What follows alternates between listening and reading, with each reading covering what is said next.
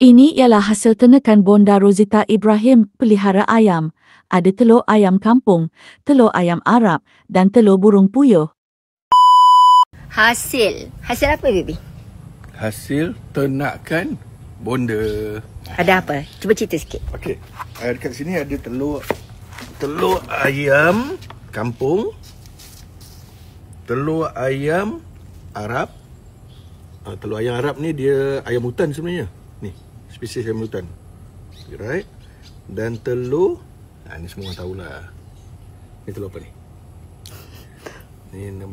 Ni nama dia burung puyuh. Burung Raja Wali.